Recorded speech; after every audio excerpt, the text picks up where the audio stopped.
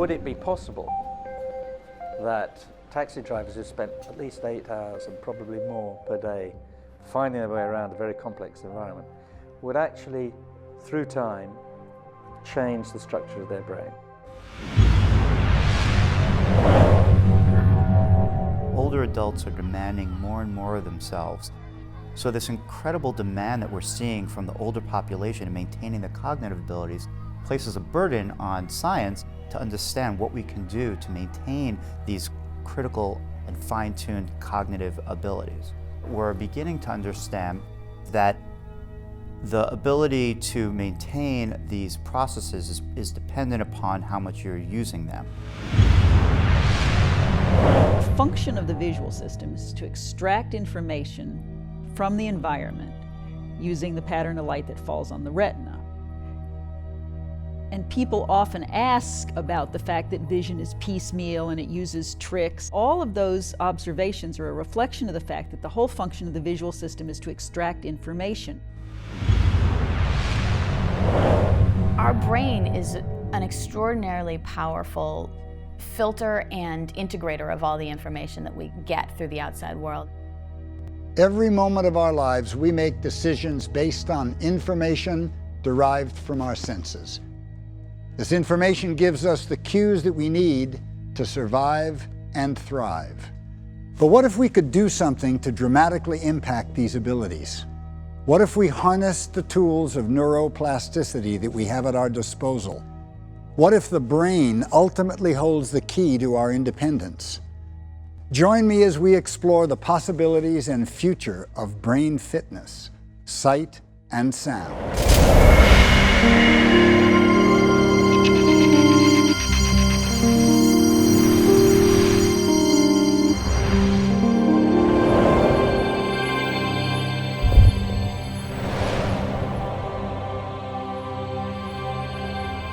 The transformative power of the brain is predicated on the principles of neuroplasticity, the ability of the brain to change and adapt as we age. I once had a stand-up fight with a very eminent neuroscientist in public about plasticity, because his definition of plasticity was just that thing of growing little new synapses, little new connections between nerve cells. And my definition of plasticity is much wider. It's any change in brain functional structure that results from interaction with the environment. And that can include mechanisms that are structural, like new synapses, new nerve cells, strengthening of synapses. But essentially, to my mind, it's best defined as something very general that gives you an input into this idea of the brain being a very dynamic piece of machinery, quite unlike any machine that we know, which is able to respond in a very dynamic way to the environment and express itself through our bodies. Within our head, we have the capacity in our brain to change it. We have the capacity to improve it. We have the capacity to strengthen and refine it. In vision, in our operations, and then we have the capacity to improve it as listeners so that our listening can be refined. And the cumulative consequence of all of this is a substantially greater potential to have a richer, sustained, safer, and more likely independent older life. Having a clear view of our world is largely dependent on our ability to get good information from our senses: taste, touch, smell, hearing, and vision. It's simple to think about seeing and hearing as a function of just the eyes and ears, but those sense organs are a mere fraction of the whole story. The eye really is shaped like a ball. It's truly an eyeball, and what you can see is sort of the front of that ball. The colored part that you see is called the iris. The black part is the pupil. That actually isn't a thing, it's just a hole in the middle of the muscle. Between the very surface of the eye and the iris is something called the anterior chamber, which is just fluid filled. Behind the iris is a whole bunch more fluid called the vitreous fluid. And then at the very back of that is the retina. The retina is a layered structure which is set up so that the cells that you actually see with are in the front, but the light has to go all the way through to the back to change these pigment-containing cells, which then send a message to the cells in the front. That message then goes all the way back again through a sort of hole in the back of the eye called the optic disc, and all the fibers from those cells join together to form the optic nerve. The number of fibers and the number of cells that are dedicated to vision is extraordinary. If you just take your optic nerve, which really has all the information you use for vision in it, and dissect it out into all its individual fibers, there's about 1 million fibers in there. Receptor cells in our sense organs encode information and relay it to the brain. These signals are refined in their transmission to the cortex. And there, the information is decoded for use in the control of action and thought. And the cortex is really where I think the interesting part of the brain is. In the back, you have your occipital lobes, which is where your visual cortex is. And then wrapped like little arms are the temporal lobes. And that's usually where your auditory cortex is, where you experience hearing. The higher parts of the brain associated with thinking, learning, and memory. Approximately half of that is actually devoted to processing what we see. Whenever there's any ambiguity in what we see relative to what we hear, or even what we smell or feel relative to what we see, we always go with vision. It's our dominant sense. The point of it is that you see with the brain that's in the back of your head. So in sense, I guess you have eyes in the back of your head. So once information from the eyes received by the back of the brain, the visual cortex, the information is split off into two components, the what and the where system. And in order to see a visual information or a visual scene, you need to know both where things are in space and whether they're moving, as well as identify what they are. And so there are two distinct processing streams in the brain that handle these things, but there are interconnections between them so that you can link them back up. So if you see a ball moving in space, you can both identify that it's a ball and where it is in space. We have, in a sense, two visual systems. One of them is evolutionarily old. We share it with other mammals, and it doesn't see color. It really isn't sensitive to difference in color. It mostly sees the world in black and white.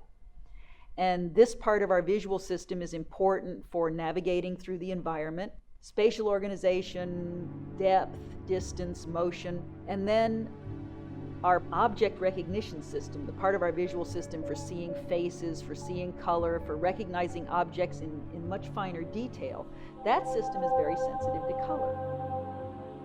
The eye basically delivers information in a highly resolved form in the brain in time and in place, and color. And we take in that information in the brain and we create, of course, the reconstructions of it in all of its complexity. So if you think of something like a painting that is full of complex color, we see all of the detail. We see all of the color in appropriate position in relation to the detail. Instead of a painting, a complex moving scene, we have an amazing ability to see many aspects of that, of what's there and how it's moving in relation to another. We have all of this beautiful ability to take in this information and make our world out of it. We're interested in contrast because that's where everything is happening. Local contrast, spatial as well as temporal contrast. We're interested when something appears that wasn't there. We're interested if there's a discontinuity in the image. And we do it by lateral inhibition, a simple circuit where you have one cell and a next cell, and this one inhibits that cell. The visual system, the brain in general, is a binary computer.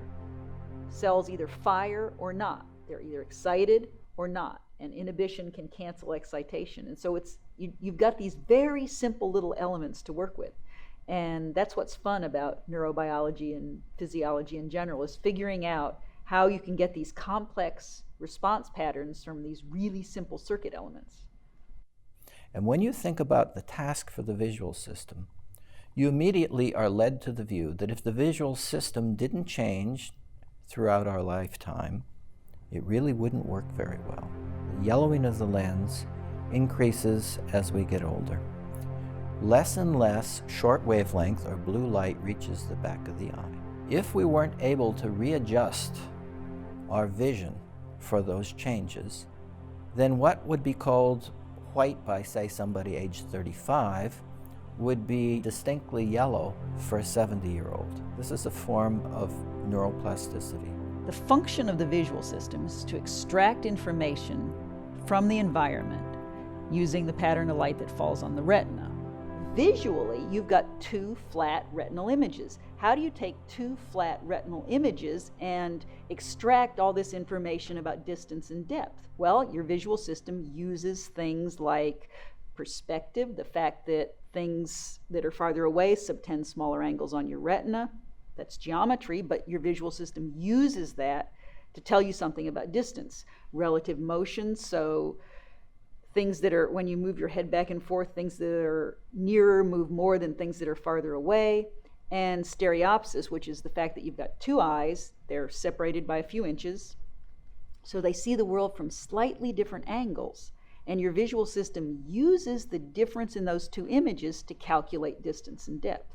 So you could call those tricks, but they're ways that your visual system uses to calculate information about the world. How do we know that the main purpose of the visual system is to extract information? One major clue is the blind spot.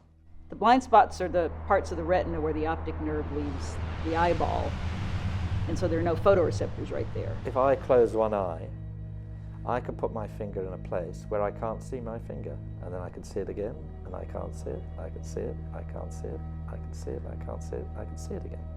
You don't notice it because nothing is happening there.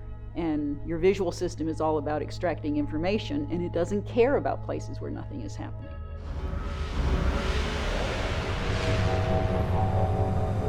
The fidelity of the signal the brain receives depends on the sampling rate of the brain. Imagine I see a really interesting face in front of me, and I'm trying to reconstruct it in all of the details that will help me remember it forever. You can think of them as taking a series of little quick snapshots, flash, flash, flash, flash, flash, around the face. And that greatly strengthens the reliability with which they can remember, the accuracy with which they can remember. Let's say that you could look at a single picture. There's a lot more information, and the relationships of one thing to another from 6 snapshots than from 1. So you're advantaged if you can do things in your operations in vision that basically liven up your eyes and make you a bright-eyed individual again. And that's literally what you see in a young person. You see their eyes sparkle, and they're sparkling because they're moving, and you want your eyes to move again. The brain is constantly generating successive, high-resolution views of the world through rapid movements of the eyes called saccades. Each saccade provides the brain with a series of rapid-fire snapshots of the scene. If I'm looking at one person and decide that I'm going to look across the room at somebody else, I fixate on the first person, perceive information from them, then execute an attentional shift and a saccadic movement to a different person or a different object. So if I were to hold up my 2 fingers, for example, and I ask you to look at my right finger, and then like you look at my left finger, the saccade is the movement between them. Your eyes move around a lot. So most of us think that we're looking out on the world, and the world is stable, and our impression of the world is stable, but you're actually moving your eyes around constantly. Sampling rate, or how quickly one processes information within a given eye movement, has an analogous expression with hearing. In listening, the brain itself is controlling the rate at which it samples. Basically, it has to, because there's no equivalent to active vision. Vision is much more positively active in that sense than listening. Of course, when we listen, it's important that we be on the ball, alert, tuned in. These sounds in listening of speech of someone talking to you flow by, amazingly rapidly changing, and the more accurately you can reconstruct them in detail, the better you'll understand what people say and the better you'll remember it. So what is the brain looking for? How is it extracting information from the environment? Optical illusions can help us understand. Many people are interested in illusions because of the gee whiz appeal. But scientists are interested in illusions because they're really kind of probes to tell us what the visual system is trying to accomplish. There's a phenomenon which is called change blindness. You can show a picture that flashes, and you can change something very major in this picture, so that every alternate picture is missing that component. And you could say to people, please look at this. There is something different between alternate pictures, and they don't see it. They simply cannot pick it up, even though they are attending, until about 40 seconds passes, and then suddenly they notice it. There's a very famous one of Marines walking into an aircraft, where on alternate pictures, the aircraft doesn't have an engine. And what you find is that if you change the environment without the percept changing, the brain notices it. So all the areas of the brain, the visual areas that you would expect, come up, bing. Your percept hasn't changed. And then if you now don't change the environment, but the percept changes, compare those two, what you see is that those areas in the brain, in the visual system that had come up when you hadn't noticed it, come up even more. So they're amplified, if you like. And then there are two areas in the right part of the brain, here in the frontal lobe and here in the parietal lobe, that suddenly become very manifest. They suddenly become very active. And those areas of the brain are the areas of the brain that neurologists associate with attention. You're interested in things that change. And so in order to be able to look in more detail at objects, primates started moving their eyes around a lot. So I noticed the other day, if you go look at a Mark Rothko painting, it tends to have very soft edges and big fields of homogeneous color. You get whiteout when you look at a Rothko painting, or a blackout. That's because there's no edges for your microsaccades to cause vision. So things fade and you don't see anything. And I think that's one of the reasons why Rothko paintings are so creepy, is because you often get a little blind when you look at them, which feels somehow mystical. Understanding how all of these pieces add up in the brain is the domain of scientists with the latest brain scanning technology. Even before neuroscientists studied the visual system phenomenon, another group performed illuminating experiments: artists. I'm a visual physiologist, and I try to figure out how the brain works by studying visual processing. But artists also try to study visual processing, because when they make a work of art, you don't know how it's going to come out until you look at it, right? And so artists have figured out that very funny things happen when you can have color contrast, which we see quite well, but no luminance contrast. One famous portrait that shows the power of active vision is the portrait of Lisa Gherardini, wife of Francesco del Giocondo, Leonardo da Vinci's masterpiece, the Mona Lisa. Your center of gaze is very high resolution. It's very good at seeing small, detailed things. That's why you move your eyes when you read. Your peripheral vision is much lower resolution. But you don't have this impression that the whole world is kind of high resolution here and very blurry here, but that's because you move your eyes around all the time. The Mona Lisa's expression. As you look at this image, sometimes she's smiling and sometimes she's not. And it's actually quite uncanny. If you're looking at her eyes, she's smiling. You look at her mouth, she stops. Leonardo used sfumato, which is smoky, blurry, right? Therefore, her smile is ambiguous. And therefore, it's left up to your imagination or your state of mind. But no, it's not your state of mind, it's where you're looking. So if you filter the Mona Lisa so that you can see what she looks like to your center of gaze, which is in essence for the high spatial frequencies, the very fine details, she's not smiling at all. She's only smiling in the low, blurry spatial frequencies. And so your peripheral vision sees her smile, your central vision doesn't. So how do we exert control over our visual system and its unusual method for extracting information from the environment? We turn to one of the major tenets of plasticity: attention. By focusing our attention, we can control the input that the visual system obtains. Motion-induced blindness makes us realize how attention really influences what we see and what we don't see. There's a circle of moving blue dots and triangles sort of circumscribed by these 3 yellow dots. And if you focus in the middle of that triangle and let those dots swirl around, you'll start to notice that the yellow spots wink out. And it's not because they're not there, they are still there, but your brain doesn't perceive them because it's busy paying attention to the motion of the blue dots around it.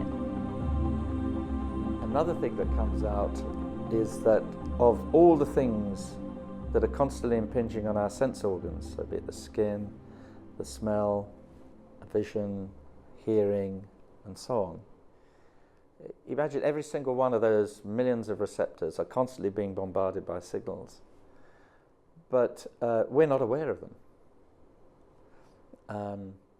And indeed, we only become aware of things when we pay attention to them or concentrate on them.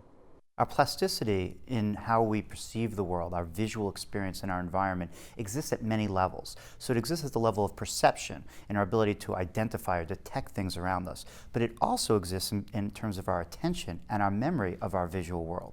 So one thing we're trying to do now is understand how the different aspects of plasticity and all these different levels, perception, attention, and memory, all come together. And at what level we can have the most impact to really help people's abilities. As we age, our bodies and our brains slow, and we see and hear and feel less. The quality of the information that we receive from our senses deteriorates. Older brains are constantly struggling to reconstruct the details. Sharpened senses are one of the most important components to positive aging. Our vision does decline. You know, for instance, in vision, you need 20 times more light to see at night by age 40.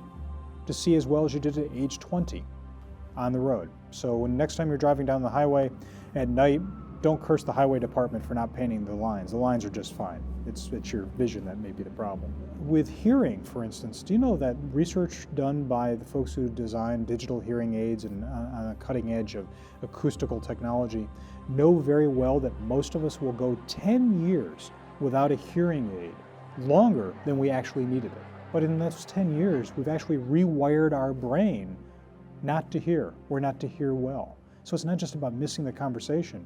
We're actually starting to rewire how we think and how we hear and how we interact with the world. Vision is particularly important because it basically constitutes the basis of our ongoing interpretation of the world. Of course, it's also extremely important that we be able to engage in the real world as accurate receivers of information from listening. So in their operations in fast time, an older brain, an older individual is very limited in the information they gather about the world. And of course they remember it more poorly. Of course they operate it with less fidelity, with less ability. Because it's not just seeing what's happening in the world, but it's responding to it. It's reacting to it, and react to it with our physical body. We can see physical manifestations of time on our physical body, wrinkles, perhaps graying hair, but our sensory inputs age in a more subtle way. With aging, that decline tends to be subtle. We cope. So for instance, without getting our glasses fixed over time, holding, as I do with my BlackBerry, further and further away, is a coping strategy that's actually changing how I relate to the technology, how I change to everything, and actually changing how I may actually perceive a lot of the world. If you don't take care of your hearing, slowly what you're doing is you're retraining both your social interaction with the world as well as your brain of how you interact with other people. Nodding when you didn't hear it in the first place, only picking up certain words, or not saying things when you should because you weren't quite sure you heard the intonation correctly. And to the aging eye, these changes manifest in differences of color and light. Once again, artists proved to be a valuable study group. Impressionist Claude Monet spent almost his entire career painting outside, much to the detriment of his eyes. All this time outdoors probably accelerated what happens in all of our eyes. Namely, by being outdoors, he got more than the usual cumulative dose of optical radiation, particularly ultraviolet light. By the time Monet was 68 years old, he had difficulty seeing in bright light and painting objects with bright backgrounds. He was developing cataracts. Following the cataract surgery, he now complained that everything seen through one eye with the remaining cataract appeared too yellow, and everything seen through the other eye with the cataract removed appeared too blue. Most people will tell you that following the cataract surgery, the world appears brighter and bluer. Over time, the visual system doesn't just adapt to it, as in the sense of tuning it out and ignoring it. The visual system actually recalibrates itself so things appear differently. And as the quality of sensory input to the brain declines, the power of predictive thinking, which served us well in our youth, can also send us down a dangerous path. On the basis of its prediction, it's basically trying to, in a sense, help you, lead you down the path to the next predicted thing. Ultimately, even this powerful ability to abstract and predict can fail you. And it's really important that you improve the accuracy in which you take in information again and represent it in your brain, because that will help you sustain your ability to make accurate prediction. Broadening that window of attention and increasing the speed at which we process information dramatically impacts our interaction with the world around us. Finding things in the world, finding things on a shelf, even finding someone's name in a phone book, being able to use an ATM machine, being able to go on the phone and getting this menuing system. And all of these types of things are improved as you improve the speed of processing information. And there's some indications that the accuracy of the saccade changes as well. So when we move from one place to another, we overshoot that. And we have what's called corrective saccades, or small saccades, to transfer our attentional focus back where we want it. So we might be looking at a picture, an object, or a word, and an older adult is more likely than a younger adult to go back and look at that information again. As the older you get, the more and more you're looking as if you have blinders on, the more and more difficult it is for you actually to identify and operate and respond to anything that's occurring away from the center of gaze or the center of your visual world. Nowhere is this decline in processing more apparent than in our useful field of view.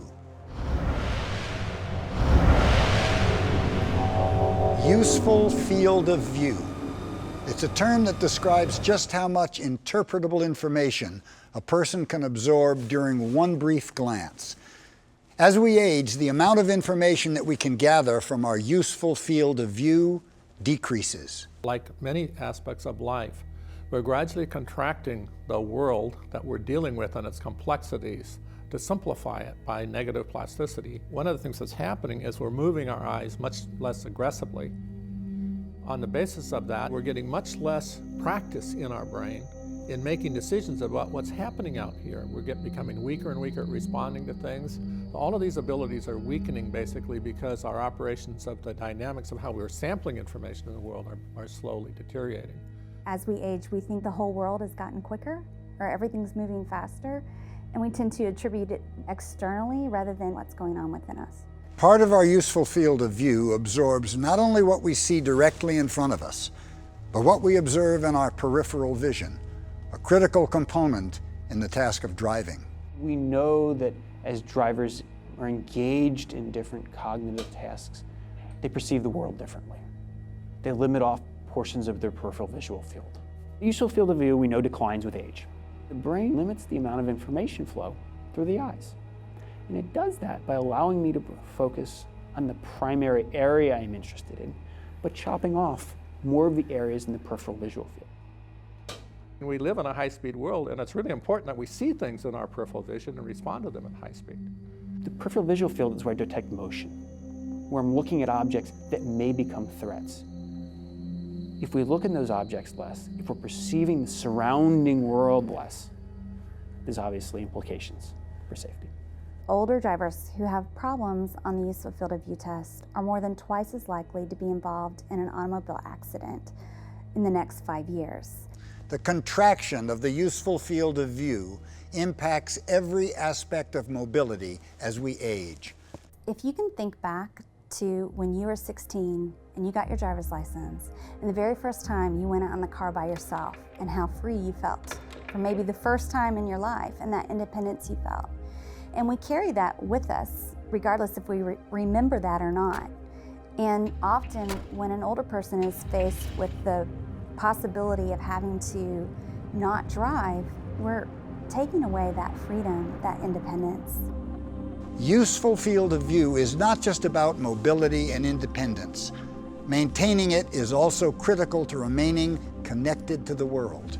Like quickly interpreting the social scene in front of you so that you're socially adept and don't become a social fossil.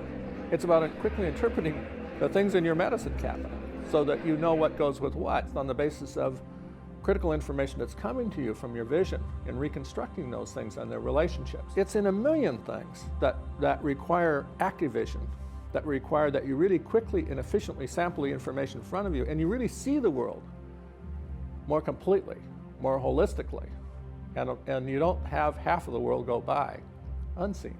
Our vision is so critical to our daily activities that most people feel that they would be aware of any significant changes or restrictions in their vision.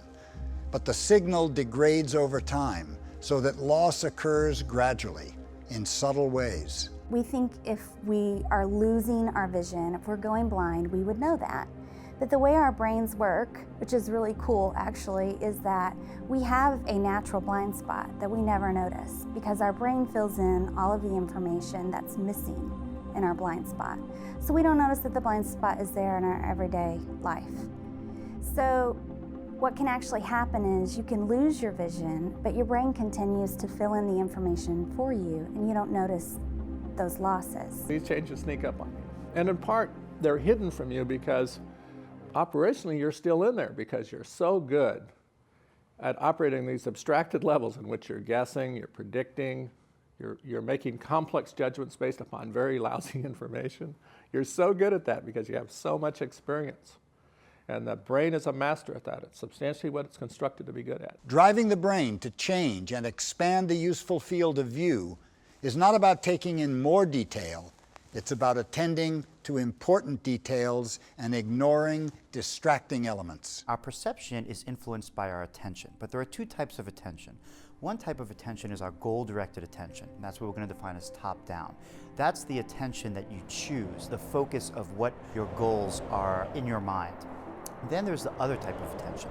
That's the attention that's imposed upon us, the attention that comes driven into us by the environment. So for instance, if there's a loud noise or a flash of light, or even if someone calls your name, anything that's very important or very novel will command your attention, even if it wasn't in your goals. So you constantly have this balance between your goal-directed attention, top-down, and bottom-up, which is being imposed upon you by the environment around you. The intersection between top-down and bottom-up processing is directly tied to plasticity, influenced by the power of our focus and attention. I'm a nature photographer, and part of what being a good nature photographer is training your bottom up to keep that sensitivity to the environment around you very vibrant. There's this photo we call reeds. It sort of looks like Asian writing, and what it really is are reeds reflected on the water. It was actually a very small part of this large, beautiful landscape that I redirected my focus to and was able to capture this picture. For me, the ability to step away from the big, overwhelming nature scene that was going on and to find a small part of the environment is really an example of this whole top-down, bottom-up. To be sensitive enough to the environment to still see this beautiful little aspect of it and capture that. Top-down and bottom-up processing also change as we age. The ability to attend or suppress our attention intersects with our memory. Most of our recent findings on aging is that the memory problems that we're seeing in the older adults stem from attention problems, and not classic attention problems that they're not focusing on what they want to, but the flip side of attention, that they're not ignoring what they should. Dr. Ghazali recently compared the abilities of young adults with older adults in terms of recalling relevant visual information amid irrelevant information. Using fMRI imaging technology, he discovered that the older adults didn't fail to remember visual information. They failed to ignore unnecessary information. So our research participants are laying inside the MRI scanner. While they lay there, we show them pictures, some of which they have to remember and some they have to ignore. So for instance, we'll show them 2 pictures of people's faces and 2 pictures of natural scenes. They'll have to remember the scenes and ignore the faces. Then we'll wait 9 seconds and show them a picture of a scene and ask if they remember it. What we find is how well they remember the scenes is directly related to how well they were ignoring the faces. However, older people have difficulty ignoring the information, and that seems to affect their ability to remember what's relevant. Navigating sensory information is further complicated by noise. A sensory impulse in neuroscience parlance is considered a signal, the input that you are paying attention to. Noise is what gets in the way. whether through other sensory inputs distracting your attention or through degraded signals from diminished eyesight and deteriorated hearing. Your signal is what's goal-directed, what you want to focus on, and it's surrounded by a massive amount of sensory noise.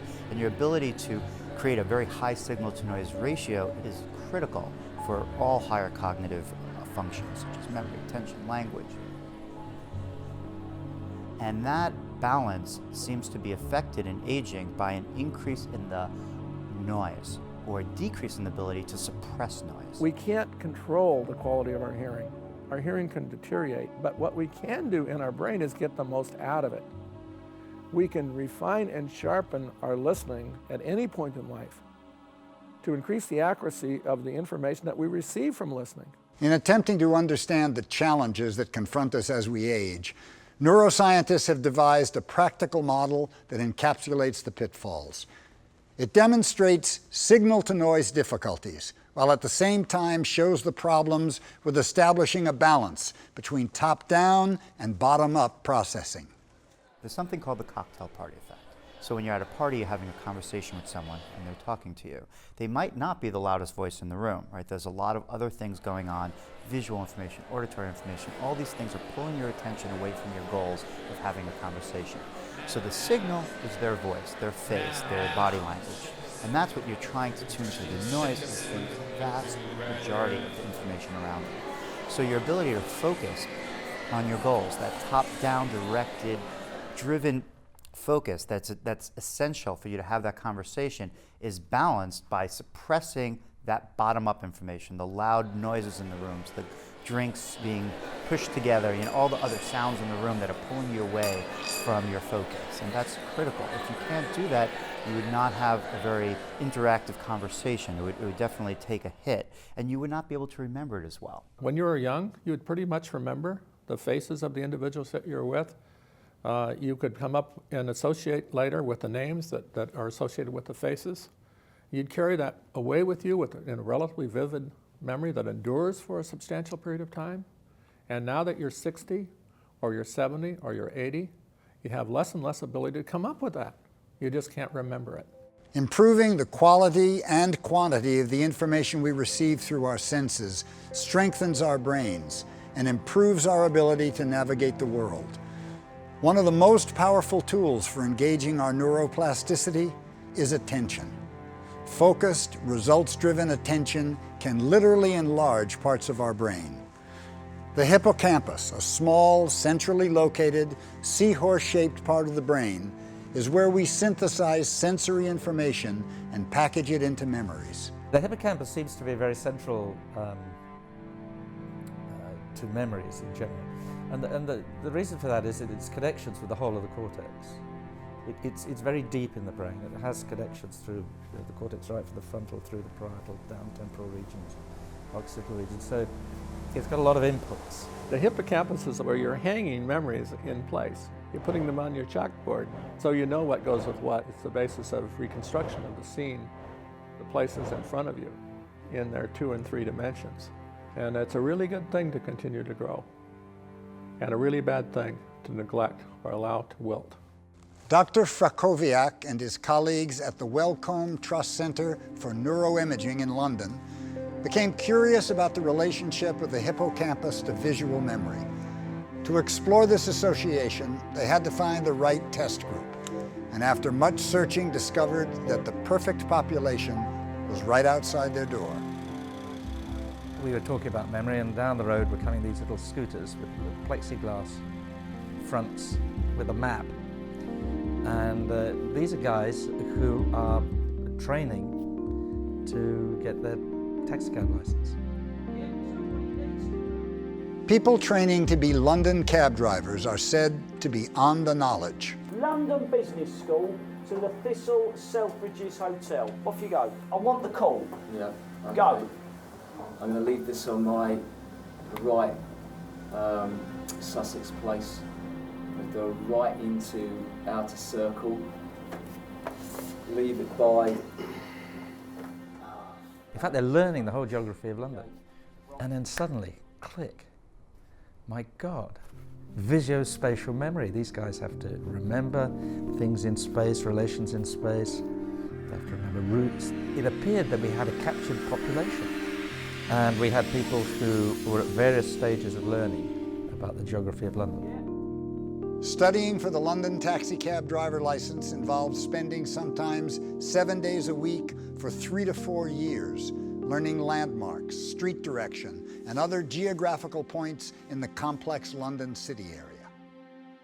And at the time, we were just introducing into the lab a new technique for analyzing brain images. We were exploring the possibility that the environment could affect the structure of our brain.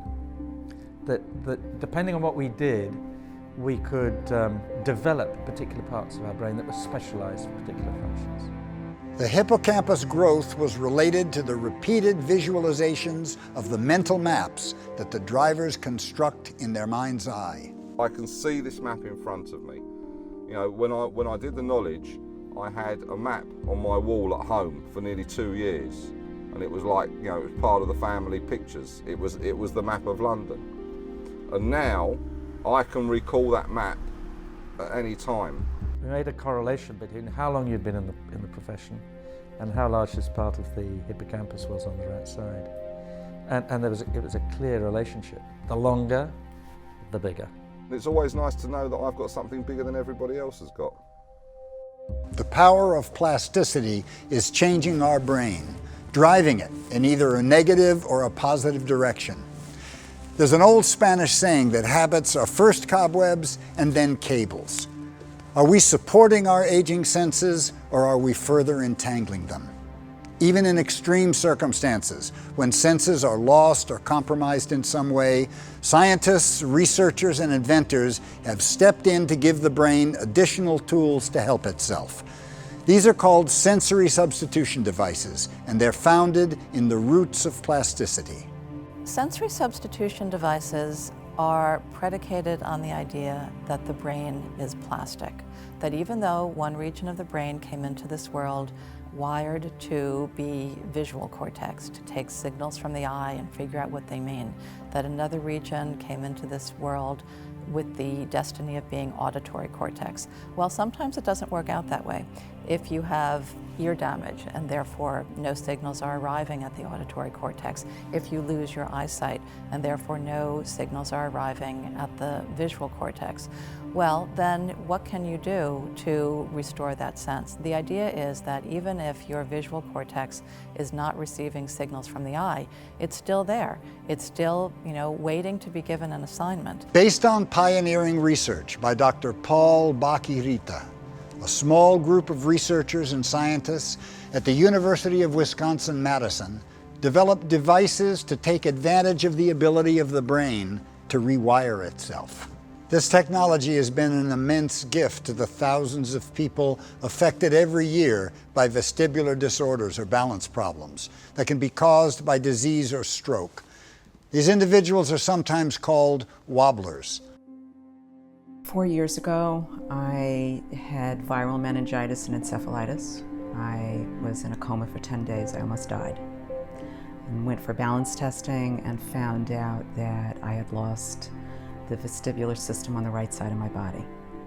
When you are disabled and you have challenges with your vestibular system, every movement is difficult. From the moment that you get up in the morning to making it into the bathroom to brush your teeth takes a tremendous amount of energy and focus. You have a vestibular system that basically tells you the position that you're in.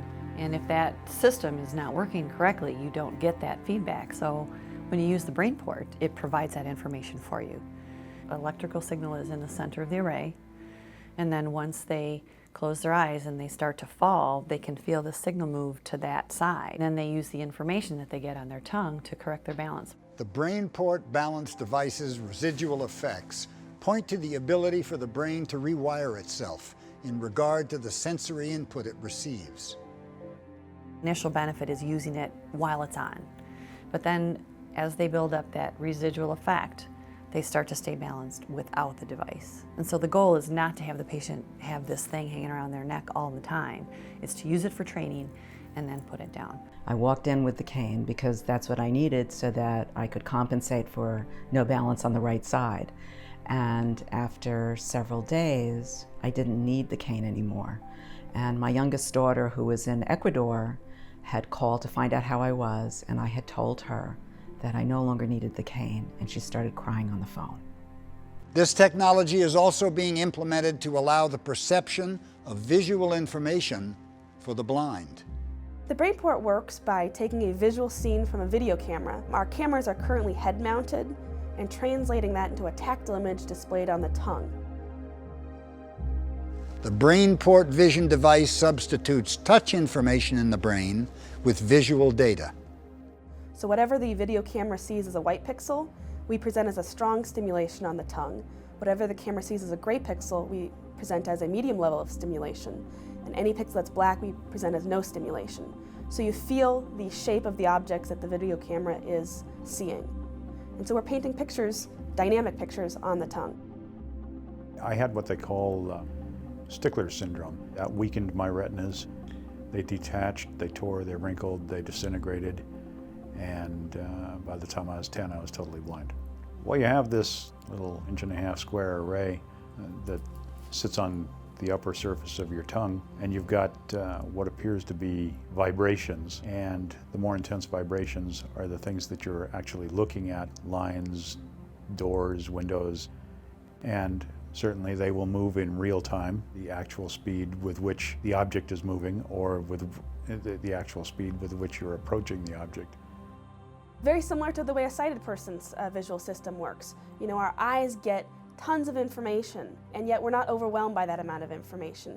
We pick and choose what we choose to attend to. And in the same way, the BrainPort, we present all the information there, and the brain in the individual figures out which details to attend to and which not to. The BrainPort vision's ability to approximate seeing gives us another glimpse into the world of visual processing. Only the blind subjects use visual cortex when using our device after training. And so what that shows is that it's probably the underlying information. When you're sighted, vision is so dominant that there's no reason to use visual cortex because our eyes dominate that region. But when you're blind, visual cortex gets used for many other things: audition, touch. A little bit of training, the brain figures out that the underlying information has a spatial component and a temporal component. And regardless of whether it comes from your eyes or from the tongue, this area of the brain is best suited for that type of processing. The experience of the newfound visual information from the BrainPort vision device was revelatory to the users. One person said they felt like a kid at a candy store. One person described it as sitting in the back seat of a car on a vacation, looking out the window and just looking out for the pure pleasure of seeing what passes by. Things that people who have sight take for granted.